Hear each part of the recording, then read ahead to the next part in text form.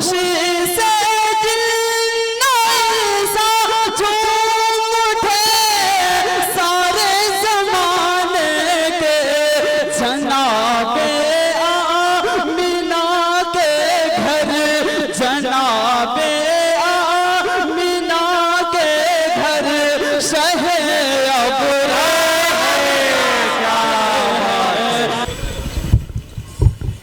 ماشاءاللہ۔ بس آپ کو اگر کسی کے سامنے کوئی کرسی خالی نظر آ رہی ہے تو اس کے اوپر بیٹھنے کی زحمت کرے۔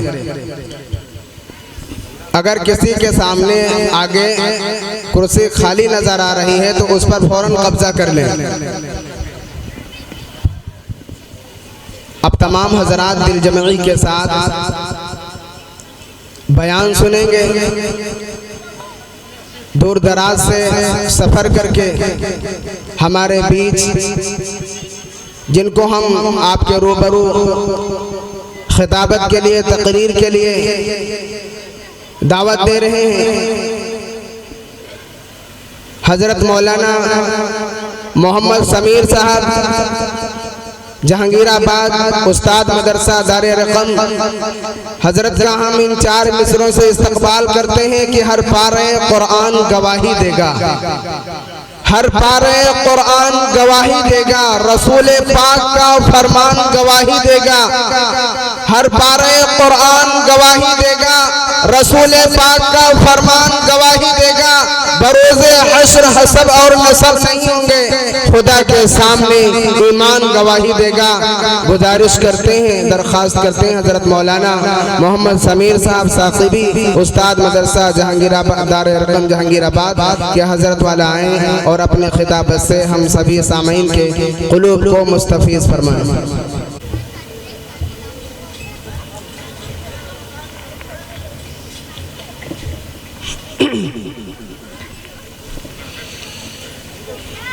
الحمد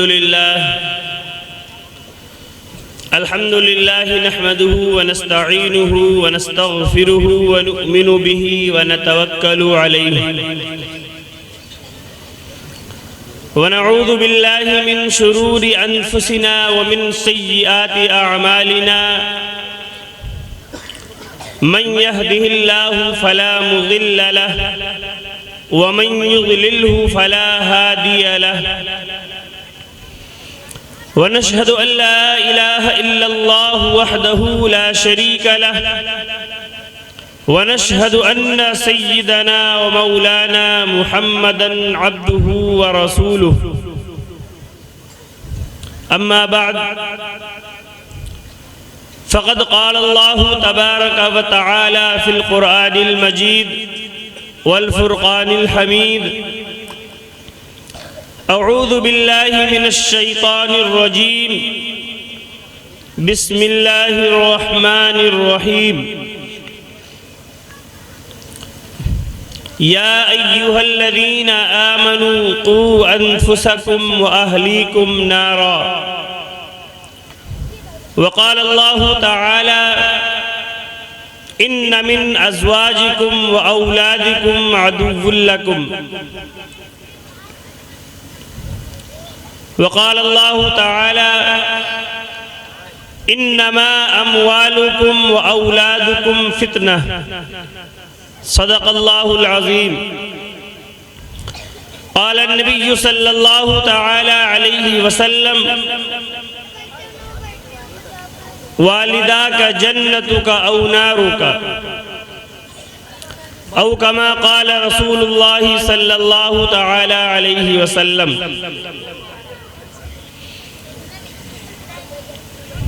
حاضرین مکرم، دوستوں، بزرگوں، رونق اسٹیج، علماء کرام، بزرگان دین،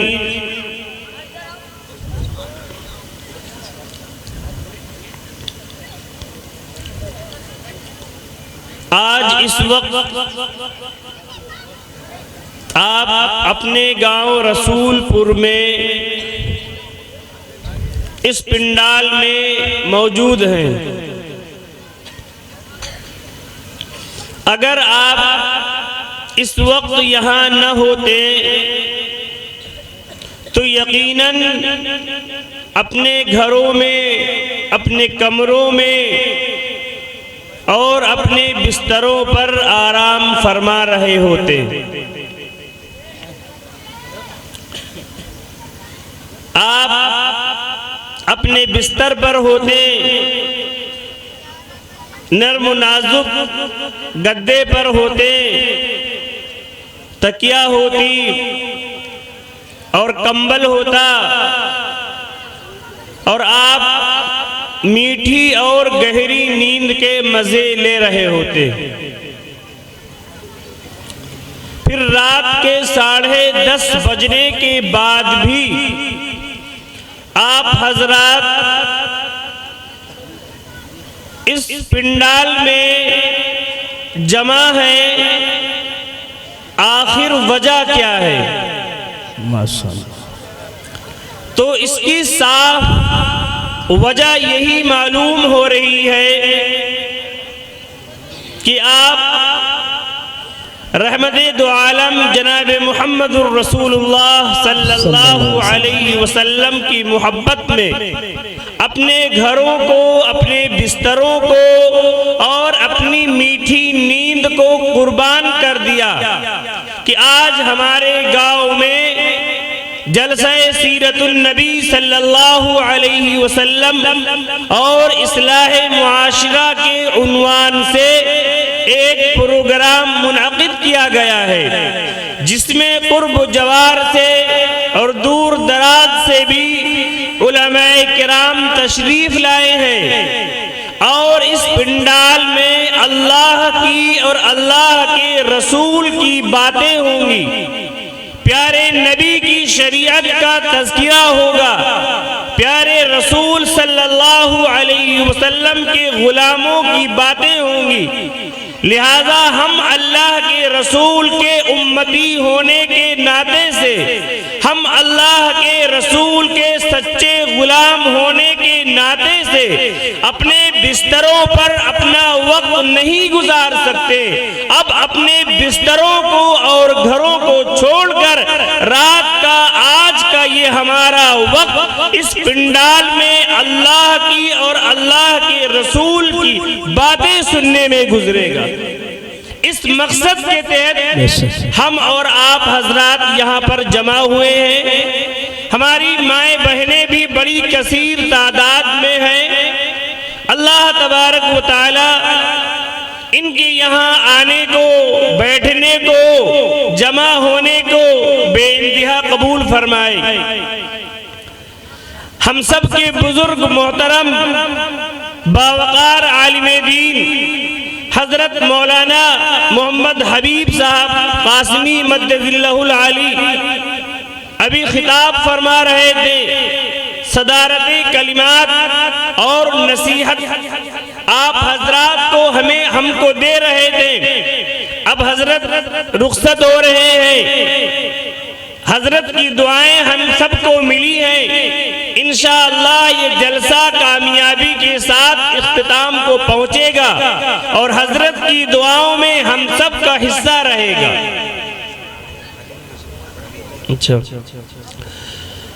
اب ایک گزارش میں یہ کروں کہ اب جو حضرات ادھر ادھر بیٹھے ہیں، جگہ کی تنگی ہے، وہ تھوڑا سا آگے کھسک آئیں اور آگے بڑھ کے جو جگہ خالی ہے اس کو پر کر لیں، تاکہ بات کہنے والے کو بھی اور سننے والوں کو بھی دونوں کو دل جمعی نصیب ہو، اطمینان اور سکون کے ساتھ آپ کے سامنے باتیں عرض کی جائیں۔ چند منٹ میں آپ کے سامنے کچھ باتیں عرض کروں گا۔ قرآن مقدس کی جو آیت کریمہ میں نے تلاوت کی، یا ایھا الذین آمنوا قوا انفسکم واہلیکم نارا، اللہ رب العزت نے اس آیت کریمہ میں صاف صاف یہ اعلان فرمایا اور اپنے ایمان والے بندوں کو مخاطب کیا اور مخاطب کر کے اللہ نے فرمایا قو انفسکم، اپنے آپ کو بچاؤ، وَأَهْلِيكُمْ، اور اپنے اہل و عیال کو، قو انفسکم وَأَهْلِيكُمْ نارا، اپنے آپ کو اور اپنے اہل و عیال کو آگ سے بچاؤ، جہنم کی آگ سے محفوظ کرو اپنے آپ کو بھی اور اپنے اہل و عیال کو۔ بعد نماز مغرب سے یہ پروگرام چل رہا ہے۔ ابھی عشاء کی نماز کے بعد میں نے بھی آپ کے گاؤں کے مدرسے کے طلباء اور طالبات کا کچھ پروگرام دیکھا اور سنا، تو یہ بات صاف محسوس ہوئی کہ آپ حضرات نے اپنے بچوں کو اور اپنی بچیوں کو علم دین حاصل کرنے کے لیے موقع دے رکھا ہے۔ یہ ہماری اور آپ کی بڑی کامیابی ہے۔ کامیابی اس لیے ہے کہ اس وقت پوری دنیا میں اور خصوصاً ہمارے ملک بھارت میں ہم مسلمانوں کی تہذیب کو مٹانے کی کوشش کی جا رہی ہے، ہم سے ہمارا ایمان چھیننے کی کوشش کی جا رہی ہے، ہم سے ہماری شریعت کو چھیننے کی کوشش کی جا رہی ہے۔ اگر آج ہم اپنے چھوٹے بچوں کو مدرسے اور مسجد میں بھیج کر دینی تعلیم حاصل کرنے کا وقت دے رہے ہیں تو انشاءاللہ ان دشمنوں کے سارے منصوبے ناکام ہوں گے اور ہماری آنے والی نسل اللہ کو بھی پہچانے گی، رسول اللہ کو بھی پہچانے گی، دین اور ایمان اور یقین کے ساتھ اس دنیا میں زندہ رہے۔ کیوں؟ ہم نے ابھی سے اس کا بندوبست کیا ہے، ہم نے فکر کی، ہم نے کوشش کی کہ لاکھ تم ہماری تہذیب ہم سے چھیننا چاہو، لیکن ہم تو اپنے معصوم بچوں کو پہلے ان کا ایمان اور عقیدہ مضبوط کرنے کے لیے اپنے گاؤں کی مسجد میں بھیجیں گے اور اپنے گاؤں کے مکتب میں بھیجیں گے، جہاں وہ اللہ کو پہچان لیں گے، رسول اللہ کو پہچان لیں گے، قبر پر، حشر پر، جنت پر، دوزخ پر، فرشتوں پر، مرنے کے بعد دوبارہ زندہ ہونے پر ایمان لے آئیں گے۔ اب یہ بچے ہمارے بڑے ہونے کے بعد اگر اسکول میں بھی پڑھیں گے، کالجوں میں بھی پڑھیں گے، ان کے اندر اور تھوڑی خرابیاں تو پیدا ہو سکتی ہیں، کچھ ان کا نظام چینج ہو سکتا ہے، لیکن تم زبردستی ہمارے ان بچوں کے سینے سے ایمان نہیں نکال سکتے۔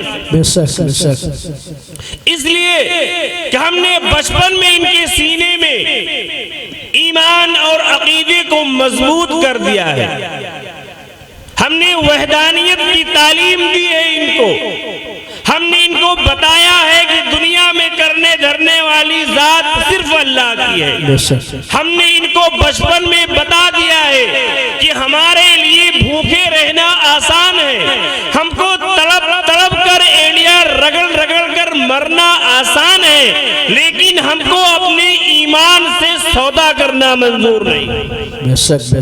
ہم بھوکے رہ سکتے ہیں، ہم فاقہ کر سکتے ہیں، اس لیے کہ ہم اس پیغمبر، اس نبی کے غلام ہیں کہ جن کے غلاموں کے بارے میں تاریخ کے صفحات میں یہ بات بڑے بڑے لفظوں میں لکھی ہے کہ 7 نبوی میں محرم کے مہینے میں جب مکے کے لوگوں نے اللہ کے رسول کی زندگی اور پیارے نبی کے دوستوں کی زندگی کو تنگ کرنا شروع کیا اور چاروں طرف سے دشمنی کا اظہار کرنا شروع کیا اور سارا مکہ اللہ کے نبی کا دشمن ہوا، اللہ کے رسول کے غلاموں کا دشمن ہوا اور قید کر دیا، ایک پہاڑی میں، ایک غار میں قید میں رہنے پر مجبور کر دیا اور اس میں کھانے پینے کا سامان نہیں دیا، کوئی غلہ اناج، کوئی اگر راشن اس غار تک، پہاڑ تک پہنچانا چاہتا تو مکے کے وہ لوگ جو اللہ کے دشمن تھے، جو رسول اللہ کے دشمن تھے، وہ راستے پر پہرے بٹھائے رکھے تھے، خبردار اناج کا کوئی ٹکڑا، کوئی غلہ، کوئی راشن، کوئی چیز ان نبی کے ساتھیوں تک، محمد تک نہیں پہنچ سکتی۔ سارے مکے کے لوگوں نے منصوبہ بنا لیا، طے کر لیا، بیٹھ کر مشورہ کر لیا کہ اب محمد کو اور ان کے ساتھیوں کو یوں ہی بھوکا مرنے دو۔ 3 سال اس گھاٹی میں مسلمان قید رہے، کھانے پینے کے سامان وہاں پر ختم ہو گئے، درختوں کے پتے چبا کر مسلمان دن گزارنے لگے۔ اس گھاٹی میں رہنے والے بچے بھوک سے بلک بلک کر دم توڑنے لگے، رونے لگے، اور اس معصوم بچی ماں کی گود میں بھوک سے تڑپنے لگے۔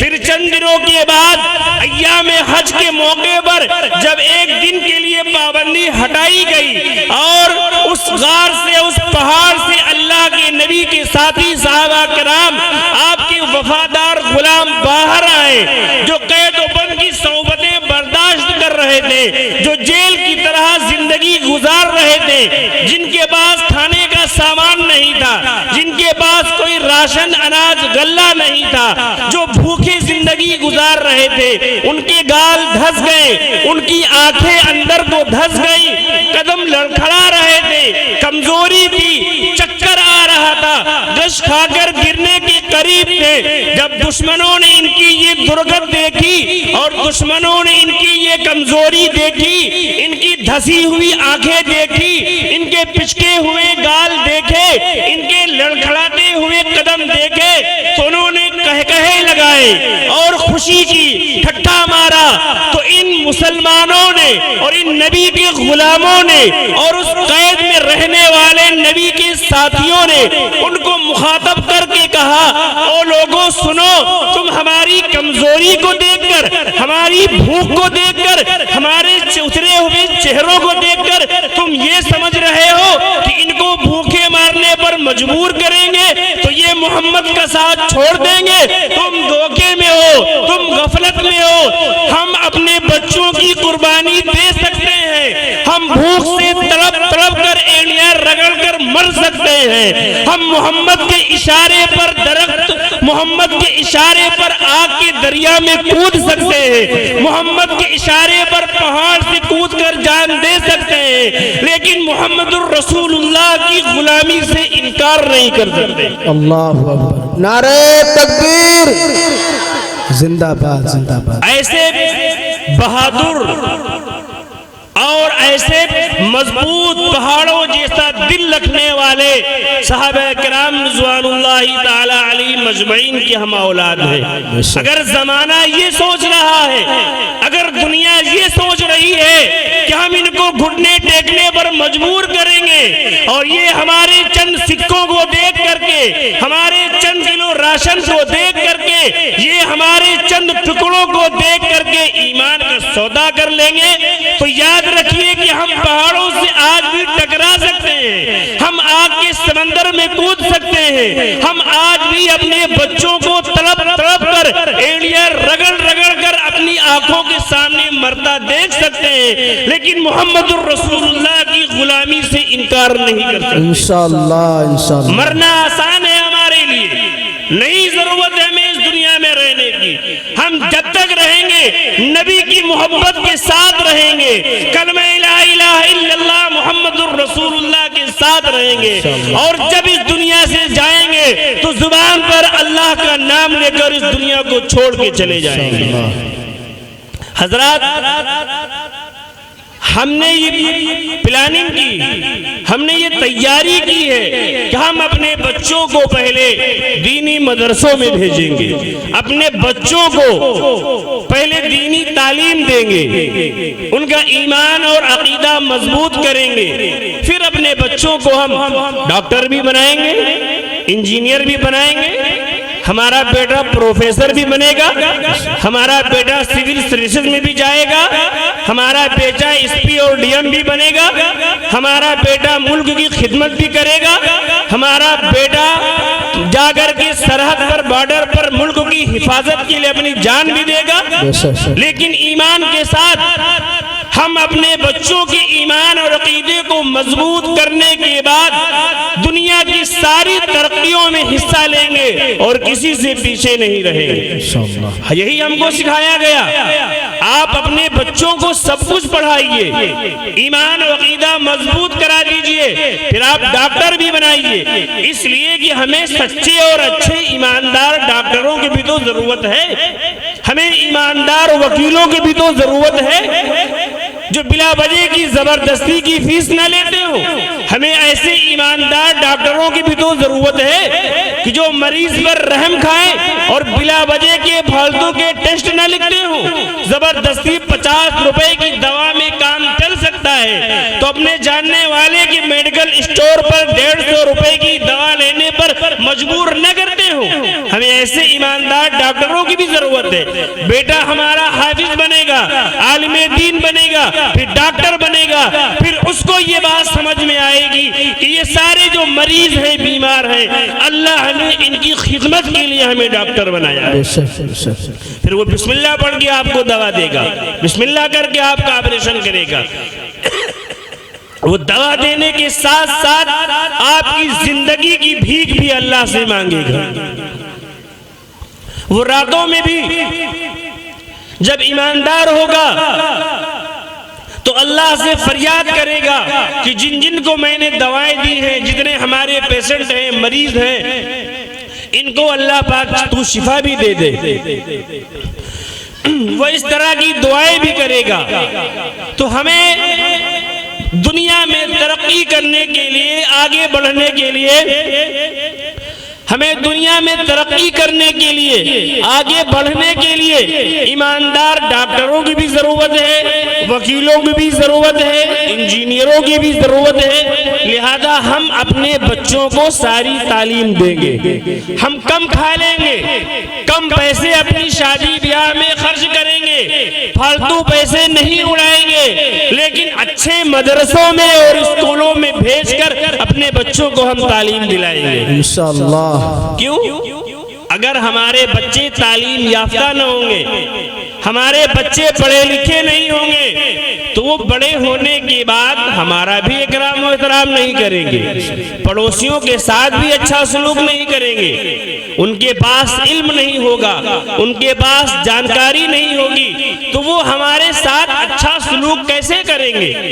آج اگر ہم اپنے بچوں کو دینی تعلیم سے آراستہ کریں گے تو یہ بچے بڑے ہونے کے بعد ہمارے ساتھ اچھا سلوک کریں گے، ہمارے مقام و مرتبے کو پہچانیں گے۔ اور اگر ہم نے بچپن سے ان کو دینی تعلیم نہیں دی اور بچپن سے ان کو دین نہیں سکھایا، ان کو قرآن نہیں سکھایا، تو یہ بچے بڑے ہونے کے بعد ہمارے لیے وبال جان بنیں گے۔ اللہ نے فرمایا انما اموالکم و اولادکم فتنہ، بے شک تمہارا مال اور تمہاری اولاد تمہارے لیے آزمائش ہے۔ اگر ہم نے ان کی تربیت صحیح سے نہیں کی، ان کی پرورش صحیح سے نہیں کی، ہم نے ان کو جاہل رکھا، تو یہ بڑے ہونے کے بعد ہمارے ساتھ برا سلوک کریں گے، مقام و مرتبے کو نہیں پہچانیں گے ہمارے۔ اور اللہ نے فرمایا ہے اپنے آپ کو اور اپنے بچوں کو جہنم کی آگ سے بچاؤ۔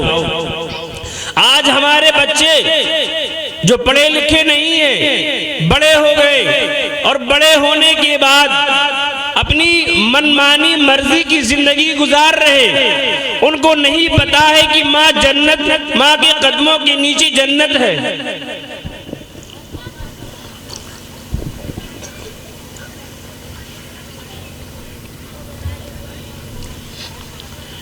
ان کے پاس علم نہیں، انہیں نہیں پتا کہ ماں کے قدموں کے نیچے جنت ہے اور باپ جنت کا دروازہ ہے۔ اللہ کے رسول نے فرمایا جس کے ماں باپ ناراض ہیں اللہ بھی اس سے ناراض ہے۔ بچہ ہمارا پڑھا لکھا نہیں، کبھی مدرسے نہیں بھیجا، کبھی حافظ جی کے پاس مصباح العلوم نہیں گیا، تو وہ کیا جانے گا؟ وہ بڑا ہونے کے بعد اپنے باپ سے کہے گا کیا کیا تم نے ہمارے ساتھ؟ کیا کر دیا تم نے ہمارے ساتھ؟ کیا کیا؟ اور اگر پڑھا لکھا ہوگا، دینی شعور رکھتا ہوگا، تو وہ بچہ ہمارے آگے ہمیشہ جھکا رہے گا، فرما برداری کرے گا، اور وہ ہر وقت اس بات کی کوشش کرے گا کہیں اماں ناراض تو نہیں ہو گئی، کہیں ابا ناراض تو نہیں ہو گئی۔ آج ہم میں سے ہر ایک کو شکایت ہے کہ بچے کی شادی کر دی اور شادی کرنے کے بعد 2 ہی مہینے کے بعد بیٹا الگ ہو گیا، 2 ہی مہینے کے بعد اماں ابا سے بات کرنا چھوڑ دیا، اماں ابا سے جھگڑا شروع ہو گیا اس کا۔ وہ ماں باپ جنہوں نے بچپن میں کتنی محبتوں سے پالا تھا، بڑے ہونے کے بعد ہمارے یہ بچے کیوں ہم سے خفا؟ ہم نے ان کو دینی تعلیم نہیں دی، ہم نے ان کو اچھا ماحول نہیں فراہم کیا، اس لیے ہمارے بچے بڑے ہونے کے بعد بگڑ رہے ہیں۔ ہم اپنے بچوں کو بھی دینی تعلیم دیں اور اپنی بچیوں کو بھی دینی تعلیم دیں، تاکہ ہماری بیٹیاں جس گھر کی زینت بنے، جس گھر کی بہو بنے، تو وہاں ہماری بیٹی کے قدم پڑنے کے بعد اس گھر میں خوشحالی آ جائے۔ اگر آپس میں نہ بنتی ہو تو سب میں بننے لگے، آپس میں لوگ میل محبت سے رہنے لگے، نہ کہ ہماری بیٹی گھر میں جا کر مالکن بننا چاہے، پورے گھر پر قبضہ کرنا چاہے، یا اپنے شوہر کو اپنی مٹھی میں کرنا چاہے، اور اپنے ساس سسر یا اپنے شوہر کے ماں باپ سے اس کے بیٹے کو جدا کرنا چاہے۔ دینی شعور نہ ہونے کی بنا پر، معلومات نہ ہونے کی بنا پر ہماری بہنیں بھی یہی سمجھ رہی شادی ہونے کے بعد کہ پورا کا پورا اختیار اس شوہر پر ہمارا ہے۔ سوچو تو ذرا سا بہنوں، تم ابھی 20 سال 25 سال تک اس کی خدمت کون کر رہا تھا؟ یہ نوجوان بیٹا جو آج تمہارا شوہر بنا ہے، یہ ابھی 25 سال تک اس کے کپڑے کون دھلتا تھا؟ اس کے لیے خدمت کون کرتا تھا؟ کھانا کون گرم کر کے دیتا تھا؟ یہ جب کہیں سفر میں ہوتا تھا، لکھنؤ بارہ بنکی گیا ہوتا تھا، تو کیا اس جوان کی بوڑھی ماں مسلح بچھا کر اپنے جوان بیٹے کی صحیح سلامتی کے ساتھ واپس آنے کی دعائیں نہیں کرتی تھی؟ کیا بہنیں رات دن اپنے جوان بھائیوں کی حفاظت کی دعائیں نہیں کرتی تھی؟ کیا بہنیں اپنی بھائیوں سے محبت نہیں کرتی تھی؟ آج شادی ہونے کے بعد تم نے یہ سمجھ لیا کہ اب سارا کا سارا حق ہمارا ہے، یہ بہن کے پاس بیٹھ نہیں سکتا، یہ ماں کے کمرے میں 5 منٹ بیٹھ کے بات نہیں کر سکتا، جب گھر میں قدم رکھے تو سیدھا ہمارے کمرے میں آئے۔ یہ 20-25 سال کی جو زندگی اس نے گزاری ہے، اس کی ماں نے خدمت کی ہے، اس کی بہن نے اس کی خدمت کی ہے، اب تم آنے کے ساتھ ہی 2-4 دنوں میں ماحول بدلنا چاہتی ہو۔ بتاؤ، یہ بوڑھی ماں اپنے جوان بیٹے کے رخ کو بدلتا ہوا دیکھے گی تو کیا کلیجہ پھٹے گا نہیں اس کا؟ پھر یہ بوڑھی ماں کیا تم کو ترقی اور خوشحال رہنے کی دعائیں دے گی؟ نہیں دے سکتی۔ آج عجیب حال ہے، ایک واقعہ میرے ذہن میں آیا، ایک نوجوان کی نئی شادی ہوئی اور اس کی بیوی جب گھر آئی تو وہ اپنی محبت دکھاوے اور یہ شوہر اپنی محبت دکھاوے۔ میاں بیوی میں دونوں چاہے کہ میں ایک دوسرے سے آگے بڑھ جاؤں۔ ایک رات بیوی کہنے لگی، شوہر آپ مجھے مانتے نہیں ہیں، آپ مجھے چاہتے نہیں ہیں۔ شوہر نے کہا، نہیں، میں تو تمہیں بہت مانتا ہوں، بہت چاہتا ہوں، اور بہت ساری دلیلیں دی، بہت ساری باتیں بتائی، تم کو وہاں گھمانے لے گیا اور یہ کیا اور یہ کیا اور یہ کیا، بہت ساری باتیں بتائی۔ آخر میں ایک دن بیوی نے کہا، اگر تم مجھے مانتے ہو تو اپنی اماں کو گھر سے نکال دو، میں تمہاری ماں کے ساتھ اس گھر میں نہیں رہنا چاہتی، تم چلے جاتے ہو، یہ دن بھر بربر لگائے رکھتی ہیں اور بھیجا ہمارا کھا رہی ہے، ہم ان سے پریشان ہیں، عاجز ہیں، اگر ہم کو چاہتے ہو تو ہم تمہاری ماں کے ساتھ نہیں رہیں گے، ان کو گھر سے کہیں نکال دو، الگ رکھو ان کو۔ اس نوجوان نے اپنی بیوی کی محبت میں ماں کو گھر سے نکال دیا۔ ماں محلے میں کہیں کسی کے گھر میں رہنے لگی، رشتہ دار میں۔ پھر ایک دن اس عورت کو کیا سوجھا؟ پھر اس نے اپنے شوہر سے کہا کہ آپ مجھے مانتے نہیں، چاہتے نہیں۔ شوہر نے کہا نہیں، میں تو تمہیں بہت مانتا ہوں، بہت چاہتا ہوں، دیکھو تمہارے کہنے پر اماں کو گھر سے نکال دیا۔ کہنے لگی نہیں، تم ان سے ملنے تو جاتے ہو، ان سے ملنا بھی چھوڑ دو، کوئی تعلق نہ رکھو ان سے۔ اس نوجوان نے اپنی بیوی کے کہنے پر ماں سے ملنا بھی چھوڑ دیا۔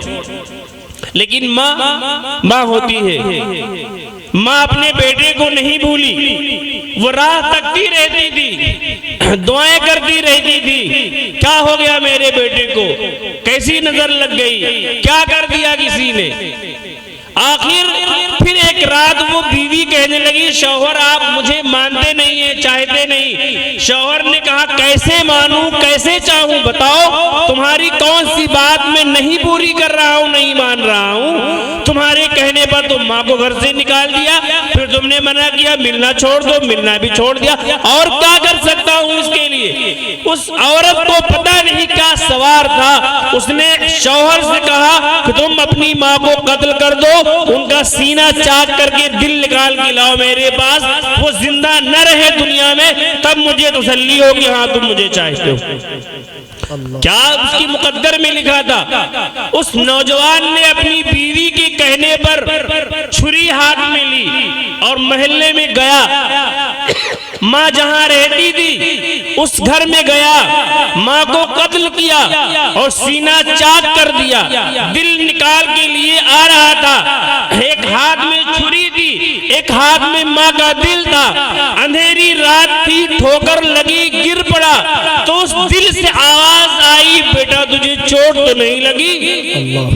تب اس نوجوان کی آنکھ کھلی، ارے میری ماں میں نے کیا کیا، تم کو گھر سے نکال دیا، تم سے ملنا چھوڑ دیا، اور تمہارا سینہ چاک کر کے دل نکال کے میں لیے آ رہا تھا، اور مجھے ٹھوکر لگی، میں گر پڑا، تو تمہارے اس دل کو بھی گوارا نہیں کہ میرے پیر میں ٹھیس بھی لگے، ٹھوکر بھی لگے۔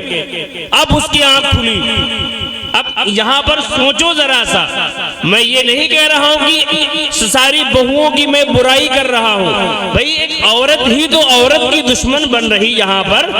سوچ کے دیکھو، آج ابھی تم شادی کر کے اس گھر میں آئی ہو اور تمہاری زندگی یہاں گزرے گی، اس کی ماں نے، تمہاری ساس نے کتنی محبتوں سے، کتنے ارمانوں سے اپنے بیٹے کو دولہا بنایا تھا، جو ناراض تھے ان کی خوشامدیں کر کر کے ان کو بلایا تھا، کتنے پیسے اکٹھا کر کے چھپا کر کے رکھے تھے کہ بیٹے کو ضرورت پڑی تو دوں گی، کتنی محبتوں سے، نازوں سے اپنے بیٹے کو دولہا بنایا تھا، اور تم کو دلہن بنا کر اپنے گھر رخصت کرا کے لے کے آئی تھی۔ اگر تمہاری ساس تم کو پسند نہ کرتی ہوتی تو تم کیسے اس گھر کی زینت بنتی؟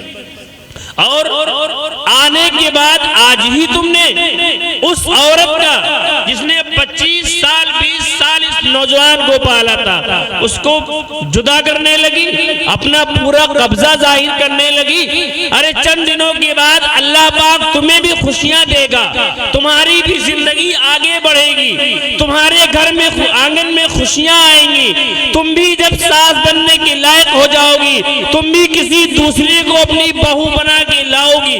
ذرا سوچو کہ تم جب کسی کو اپنی بہو بنا کے لاؤ گی، اس وقت تمہارے ذہن میں کیا کیا خیالات ہوں گے کہ ہماری بہو کیسی ہو۔ جو باتیں تمہارے ذہن میں آئیں اس وقت کہ ہماری بہو کیسی ہو، تم وہی سلوک کرو اپنی ماں کے ساتھ، اپنی ساس کے ساتھ۔ آج اگر تم نے اپنی ماں کو بوڑھی ٹوڑی اور ہبڑی اور کھتری بنایا اور ان کی عزت نہیں کی، احترام نہیں کیا، اور شوہر کو بھی بہکا کر کے ماں سے الگ کیا، تو قسم خدا کی تمہارے شوہر کا بھی مقدر پھوٹ گیا، اور آنے والی دنوں میں تم نے جتنا اپنی ساس کو پریشان کیا، اس سے کئی گنا زیادہ تم کو تمہارے گھر میں پریشان کیا جائے۔ ماں باپ کو ستانے والے کا انجام بہت برا ہوتا، دنیا ہی میں اللہ پاک اس کا بدلہ دے دیتے ہیں اور دنیا ہی میں دکھا دیتے ہیں۔ اس لیے ماں باپ وہ دولت ہے، ایک بار دنیا سے جانے کے بعد دوبارہ حاصل نہیں ہوتے۔ تم دنیا کی لاکھوں چیزیں حاصل کر سکتے ہو، تمہاری قیمتی گاڑی اگر چوری ہو جائے، تمہاری گھڑی کھو جائے، گر جائے، چوری ہو جائے، تمہارے گھر پر کوئی دوسرے قبضہ کر لے اور کچھ بھی تمہارا نقصان ہو جائے، اس کی بھرپائی ہو سکتی ہے۔ تم گاڑی دوبارہ خرید سکتے ہو، گھڑی دوبارہ خرید سکتے ہو، اپنا گھر دوبارہ بنا سکتے ہو، پلاٹ دوبارہ خرید سکتے ہو، تم سب کچھ کر سکتے ہو، لیکن ماں اور باپ کے دنیا سے چلے جانے کے بعد تم سر پٹک پٹک کر مر جاؤ گے، لیکن ماں کی ممتا کو ترس جاؤ گے۔ کوئی تم کو بیٹا کہہ کر پکارنے والا نہیں ملے گا۔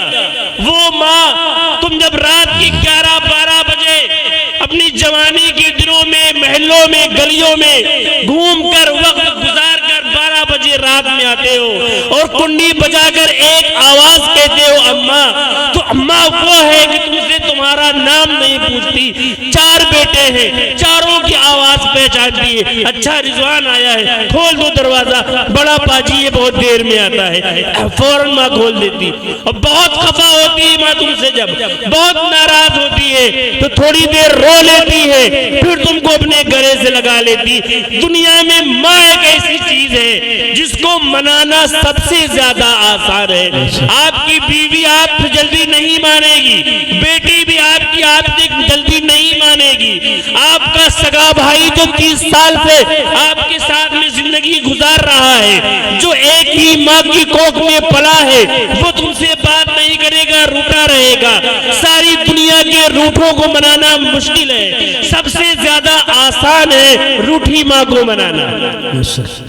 اگر ہم نے ابھی اپنی آنکھیں نہ کھولی اور ابھی ہم نے اپنے ماں باپ کے مقام و مرتبے کو نہ پہچانا اور دنیا سے یوں ہی چلے گئے تو ایک صاف مسئلہ ہے۔ قرآن و حدیث کا صاف یہ اعلان ہے۔ اللہ کے نبی نے فرمایا ماں باپ تمہاری جنت ہیں یا جہنم۔ اگر ماں باپ تم سے خوش ہیں تو تم جنت کے حقدار ہو، اور اگر تم سے ماں باپ ناراض ہیں تم پڑھتے رہو پھر نفلیں، تم کرتے رہو عمرے، تم پھر صدقہ خیرات کرتے رہو، تم پھر بانٹتے رہو دوسروں کو۔ اگر ماں ناراض ہے، باپ ناراض ہے تو اللہ پاک بھی تم سے ناراض رہیں گے، اللہ پاک بھی تم سے خوش نہیں ہوں گے۔ لہذا وقت کافی زیادہ ہو گیا ہے، زیادہ لمبی بات میں نہیں کروں گا۔ 2 باتوں پر میری آپ دھیان دیجئے۔ ایک یہ بات کہ ساری دنیا مل کر ہم سب کو مٹانے پر تلی ہوئی ہے۔ ہماری تہذیب ہم سے چھیننا چاہتی ہے، ہماری شکل ہم سے چھیننا چاہتی، ہماری پہچان ہم سے چھین لینا چاہتی۔ ہم اپنی شکل، اپنی پہچان، اپنی تہذیب بچانا چاہتے ہیں تو اپنے بچوں کو بچپن سے مدرسے اور مسجد میں بھیج کر انہیں دینی تعلیم دلائیں۔ پھر اس کے بعد ہم ڈاکٹر بھی بنائیں، انجینئر بھی بنائیں، پروفیسر بھی بنائیں، وکالت بھی پڑھائیں، سول سروسز میں بچوں کو بھیجوائیں، ایس پی اور ڈی ایم کلیکٹر سب کچھ بنائیں، لیکن شروع میں اپنے بچوں کو دینی تعلیم دیں۔ پھر اس کے بعد ہم بڑے ہو جائیں، اللہ کو پہچانیں، اللہ کے رسول کو پہچانیں، نمازوں کی پابندی کریں، بزرگوں کا احترام کریں، ماں باپ کی خدمت کریں، اور جو وقت ملے مدرسے اور مسجد میں پہنچ کر اللہ سے اپنے ایمان کی سلامتی کی بھیک مانگے، اور کسی سے غلطی ہو جائے، کوئی بات ہو جائے تو معافی مانگنے میں شرم نہ کرے۔ شرم اس لیے نہ کرے کہ ایک واقعہ چھوٹا سا میں آپ کو سنا دوں۔ صحابی رسول حضرت ابو ذر رضی اللہ تعالیٰ عنہ اور ایک بڑے مشہور صحابی حضرت بلال رضی اللہ تعالیٰ عنہ، کون نہیں جانتا ہے حضرت بلال رضی اللہ تعالیٰ عنہ کے نام کو۔ حضرت بلال رضی اللہ تعالیٰ عنہ کالے رنگ کے تھے۔ ابو ذر صحابی رسول رضی اللہ تعالیٰ عنہ نے ایک مرتبہ کسی بات پر حضرت بلال کو کہہ دیا، او کالی کلوٹی ماں کے بیٹے، تم میری غلطیاں نکالو گے۔ اس بات سے بڑی تکلیف پہنچی سیدنا بلال رضی اللہ تعالیٰ عنہ کو۔ حضرت بلال نے کہا کہ اے ابو ذر، میں اس بات کی شکایت محمد الرسول اللہ سے ضرور کروں گا۔ حضرت بلال نے آ کر یہ بات اللہ کے رسول سے بتائی، یا نبی اللہ، ابو ذر نے مجھے کہا ہے او کالی کلوٹی ماں کے بیٹے یہ سننا تھا. اللہ کے رسول کے چہرے کا رنگ بدل گیا. پیارے آقا ناراض ہونے لگے. ابو ذر کو مخاطب کر کے کہا ہے ابو ذر ابھی تمہارے اندر جہالت کی باتیں موجود ہیں. تم نے بلال کو کیا کہا؟ اتنا سننا تھا کہ ابو ذر رضی اللہ عنہ رونے لگے, گڑ گڑانے لگے اور کہا یا نبی اللہ میرے لیے مغفرت کی دعائیں کر دیجئے ورنہ میں ہلاک و برباد ہو جاؤں گا. یہ کہتے ہوئے ابو ذر مسجد کے باہر نکلے اور مسجد کے باہر نکل کر گیٹ پر بیٹھ گئے اور اپنے رخسار کو, اپنے چہرے کو زمین پر رکھ دیا, رگڑنے لگے اور پکار کر کے کہا کہ اے حضرت بلال آپ بڑے عزت دار ہیں, آپ بڑے محترم ہیں, آپ بڑے معظم ہیں, آپ بہت عظیم الشان ہیں. اے بلال مجھے معاف کر دیجئے اور اپنا جوتا اپنا پیر میرے رخسار پر رکھ کر نکل جائیے. اپنے جوتے سے, اپنے تلوے سے, اپنے پیر سے میرا رخسار رگڑ دیجئے. حضرت بلال نے جب یہ بات دیکھی آگے بڑھے اور حضرت بلال نے کہا میں نے جس رخسار کو سجدہ کرتے دیکھا, جس پیشانی کو اللہ کے آگے جھکتے دیکھا ہے, میری ہمت نہیں ہے میں کیسے اس رخسار پر اپنا پیر رکھوں. اے ابو ذر میں نے تمہیں معاف کیا. ابو ذر اٹھتے ہیں, حضرت بلال رضی اللہ عنہ آپس میں ایک دوسرے سے گلے ملتے, خوش ہوتے ہیں, معافی تلافی کرتے ہیں اور اپنے اپنے راستے کو ہو لیتے. بتانا یہ تھا اتنے بڑے صحابی رسول حضرت ابو ذر جب ان کو لگا کہ مجھ سے غلطی ہوئی, چوک ہوئی ہے, اپنے ساتھی سے معافی مانگنے میں شرم محسوس نہیں کرتے. ہم اپنے باپ سے معافی مانگنے میں شرم محسوس کرتے. پورا محلہ ہم کو سمجھاتا ہے بھیا معافی مانگ لو, تمہارے ابا ہے, تم کیوں نہیں معافی مانگتے ہو, ابا سے بات کر لو, کیوں نہیں بات کرتے ہو. ہم ایٹھے ایٹھے پھرتے, بھاگے بھاگے پھرتے, سکون نہیں ملتا ہے, رات میں نیند بھی صحیح نہیں آتی ہے. جب کوئی جگری دوست کہہ دیتا ہے ہمیں تم کیسے ہو, تمہارے ابا تم سے ناراض ہے, شرم سے آنکھیں جھک جاتی ہیں لیکن اندر ایٹھن بہت ہے. ہم بہت بڑے اپنے آپ کو لاڈ صاحب سمجھتے, معافی کیسے مانگے, معافی مانگنے میں بے عزتی ہو جائے گی. ہم در در کی ٹھوکریں کھاتے ہیں لیکن اپنے باپ کے ساتھ, اپنے باپ کے سامنے بیٹھ کر معافی نہیں مانگتے. جس نے معافی مانگنا سیکھ لیا وہ دنیا میں کامیاب زندگی گزارے گا. کون ہے دنیا میں جس سے غلطیاں نہیں ہوتی ہیں؟ سارے انسان خطا اور نسان سے مرکب ہے, سب سے غلطی ہوتی ہے. جس سے غلطی ہو جائے وہ اپنے بزرگوں سے, اپنے بڑوں سے, اپنی ماں سے, اپنے باپ سے, اپنے بھائی سے معافی مانگ لے, سارے مسئلے حل ہو جائیں گے. پھر ہمیں اللہ سے بھی معافی مانگنا آ جائے. ہم دن میں اپنے دوستوں, اپنے بزرگوں سے معافی مانگے اور جو ہماری زندگی میں غلطیاں ہو جائیں, گناہ ہو جائیں, ہم اپنے گناہوں کی گٹھری اپنے سر پر لاد کر مسجد میں آ جائیں اور ایک سجدہ کر لیں اور 2 آنسو گرا دیں اور اللہ سے معافی مانگ لیں. قسم خدا کی سجدے سے سر اٹھانے سے پہلے اللہ پاک مسجد ہی میں ہماری مغفرت کا پروانہ ہم کو دے دے گا. اتنا رحیم و کریم ہے ہمارا اللہ. حضرات پھر انشاءاللہ کسی موقع پر بات کی جائے گی. اللہ تعالی ہم سب کو جزائے خیر عطا فرمائے اور کہنے سننے زیادہ عمل کی توفیق عطا فرمائے. اور ہمارے سب بڑے بزرگ موجود ہیں, انشاءاللہ ان کا بھی خطاب ہوگا, بہت قیمتی بیان ہوگا. آپ سب حضرات سماعت فرمائیں. وآخر دعوانا الحمدللہ رب العالمین.